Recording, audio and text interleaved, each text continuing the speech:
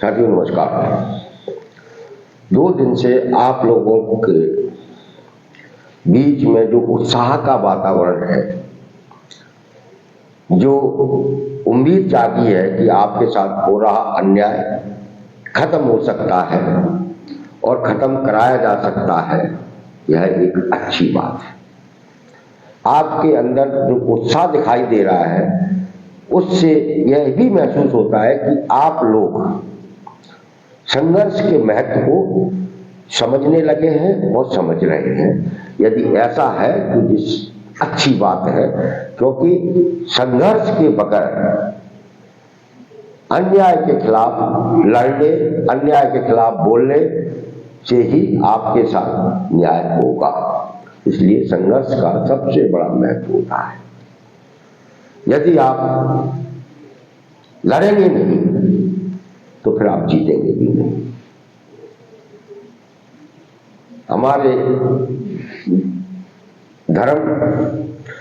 धर्म ग्रंथ हमको अन्याय के खिलाफ लड़ने की प्रेरणा देते हैं। हम अपने धर्म को ही आधार बनाकर अपने साथ हो रहे अन्याय के खिलाफ बोलने लगे तो हमारी जीत निश्चित है। महाभारत हमारे क्या सिखाता है? महाभारत क्यों हुआ था? महाभारत भी एक अन्याय था। उस अन्याय के खिलाफ लड़ा गया। दुर्योधन से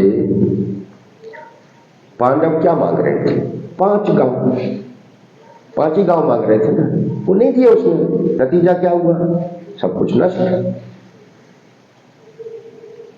दुर्योधन का पूरा, कौरवों का पूरा तामझाम, रियासत, सारा साम्राज्य खत्म। युद्ध हुआ, वो हारे, मरे। तो वो दुष्ट थे, अन्याय कर रहे थे, वो अत्याचारी थे, इसलिए लड़ना पड़ा। पांडव लड़े, उनके साथ न्याय था।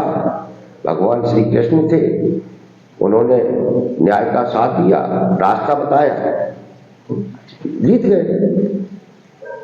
रामायण का भगवान श्री राम ने रावण के साथ तमाम सारे शांति प्रस्ताव भेजे, समझाने की कोशिश की कि आप सीता माता को भेज दीजिए, क्या के लिए आप अनावश्यक जिद पालेंगे। रावण नहीं माना, जिद किया था, हट पकड़े रावण। नतीजा क्या हुआ? भगवान श्री राम को भी लड़ना पड़ा और माता सीता को वापस लाया गया और श्रीलंका का पूरा साम्राज्य नष्ट हो गया। तो साथियों, आज मध्य प्रदेश की स्थिति क्या है? जितना भी आउटसोर्स, अस्थायी, ठेका मजदूर कर्मचारी है, वो कौन है? सब हिंदू है। उसमें 99% कामगार कर्मचारी वर्ग हिंदू है और उन्हीं हिंदुओं को इस सरकार ने गुलाम बना दिया है। गुलामों से ही बदतर स्थिति में पहुंचा दिया। जैसा कि मैं अक्सर कहता हूं, 2000, 3000, 4000, 5000 रुपए में 8, 10, 12, 14 घंटे तक काम करा रहे हैं और वह भी 6 महीने नहीं मिलता है।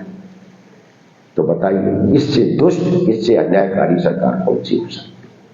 अब इस सरकार से आपको लड़ना है और इस सरकार को आपको हराना है और इस सरकार को हराकर ही आप अपनी किस्मत को बदल सकते हैं।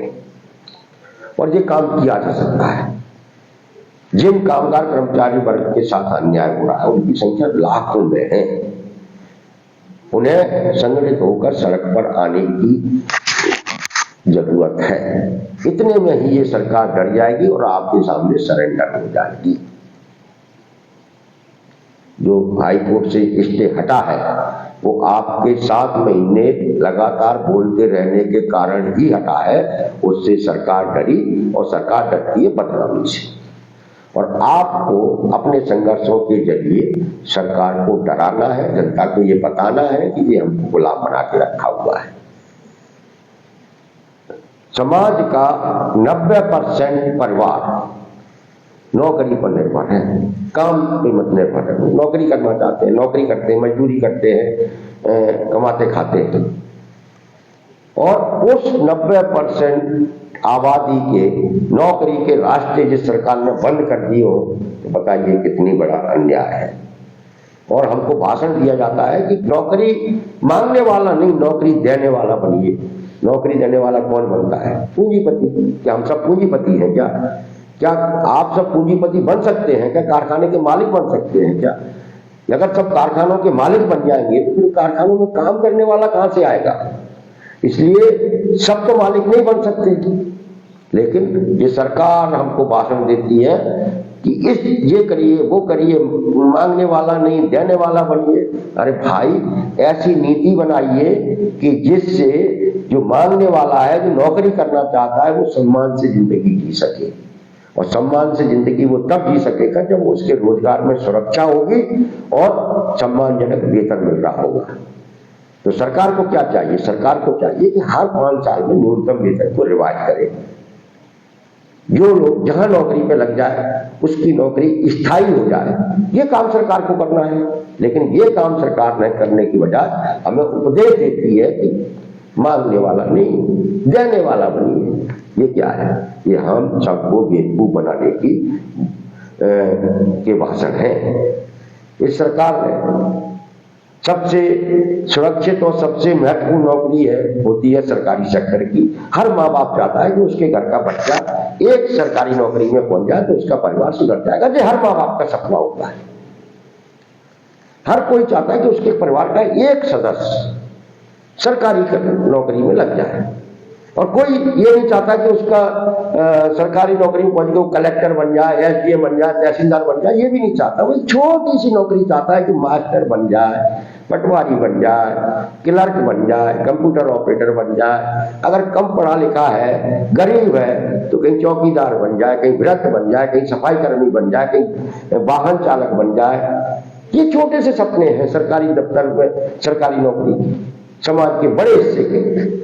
इस सरकार ने क्या किया? पूरा सरकारी सेक्टर तहस नहस कर दिया, उसको बर्बाद कर दिया। सरकारी नौकरी पूरी तरीके से खत्म कर दी। 20 साल में एक चपरासी की नौकरी मध्य प्रदेश की सरकार ने नहीं दी है। क्लास 4 की नौकरी जो सरकार नहीं दे सकती और उपदेश देती है बड़े बड़े। इन्वेस्टर मीट करती है, इन्वेस्टर मीट भी करती है तो इन्वेस्टर मीट में इतने करोड़ का निवेश आया, इतने लाख करोड़ का निवेश आया, लेकिन उसमें कभी ये बात नहीं आती कि उसमें जो काम करने वाला मजदूर जाएगा उसे हम 21,000 रुपए न्यूनतम देंगे, 31,000 न्यूनतम वेतन देंगे। ये बात आपने कभी किसी मंत्री या किसी मुख्यमंत्री की भाषण में सुनी? नहीं सुनी। तो साथियों, हमें इस बात को समझना है। हमें अपने धर्म को ही आधार मानकर, हमें अपने धर्म ग्रंथों को अपने सामने रखकर इस अन्यायकारी सरकार के खिलाफ न्याय के लिए लड़ना है। ठीक वैसे ही जैसे भगवान श्री कृष्ण की छत्र छाया में पांडव लड़े थे, जैसे भगवान श्री राम खुद लड़े थे।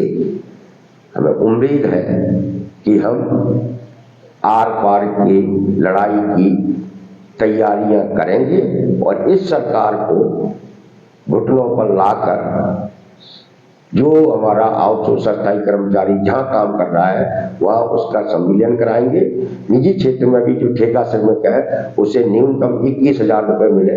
इसके लिए हम व्यापक एकता बनाएंगे और संघर्ष करेंगे। नमस्कार।